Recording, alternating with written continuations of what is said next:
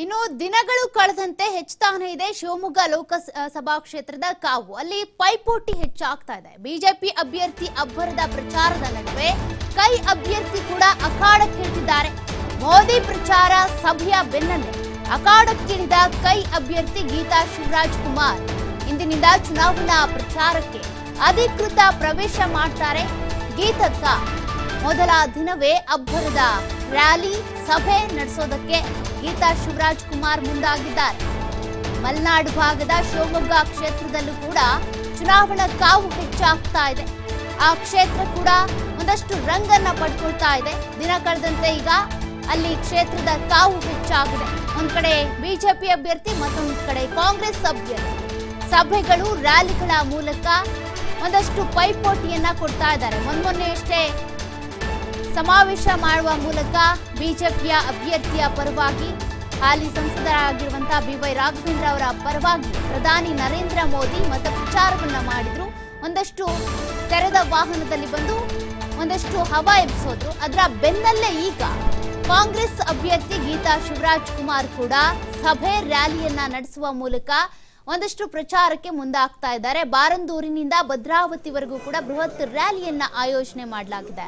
BJP ಹಿಡಿತದಿಂದ Shivamogga ಕ್ಷೇತ್ರವನ್ನ ಮರಳಿ ಕಾಂಗ್ರೆಸ್ ತೆಕ್ಕೆಗೆ ಪಡ್ಕೋಬೇಕು ಅನ್ನುವಂತ ಪ್ರಯತ್ನದಲ್ಲಿ ಈಗ ಗೀತಕ್ಕ ಕಣಕ್ಕಿಳಿದಿದ್ದಾರೆ.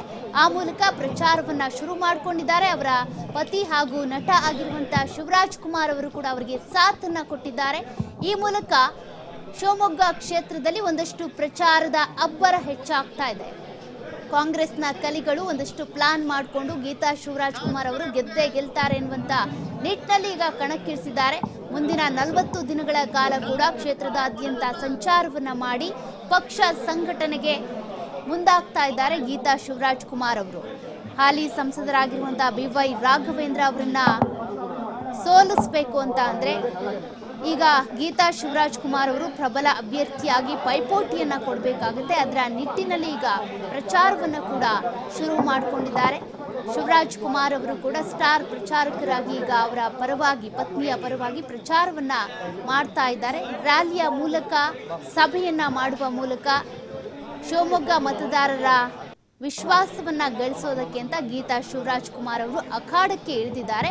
ಹಾಗಾದ್ರೆ ಇಲ್ಲಿವರೆಗೂ ಕೂಡ ಬಿಜೆಪಿಯ ತೆಕ್ಕೆಯಲ್ಲಿ ಇರುವಂತಹ ಶಿವಮೊಗ್ಗ ಕ್ಷೇತ್ರ ಈ ಬಾರಿ ಕಾಂಗ್ರೆಸ್ಗೆ ವಾಲುತ್ತಾ, ಕಾಂಗ್ರೆಸ್ ಪರವಾಗಿ ವೋಟ್ ಹಾಕ್ತಾರಾ? ಮತದಾರರು ಒಂದಷ್ಟು ಶಿವರಾಜ್ ಕುಮಾರ್ ಅವರ ಪರವಾಗಿ ಅಥವಾ ಗೀತಕ್ಕ ಅವರ ಪರವಾಗಿ ಓಲೈಕೆ ಆಗಿ ಆ ಓಲೈಕೆ ಮತಗಳಾಗಿ ಕನ್ವರ್ಟ್ ಆಗುತ್ತಾ? ಇವೆಲ್ಲ ಒಂದಷ್ಟು ಪ್ರಶ್ನೆಗಳಿದ್ದಾವೆ. ಲೋಕಸಭಾ ಚುನಾವಣೆಯ ಸಂದರ್ಭದಲ್ಲಿ ಗೊತ್ತಾಗುತ್ತೆ.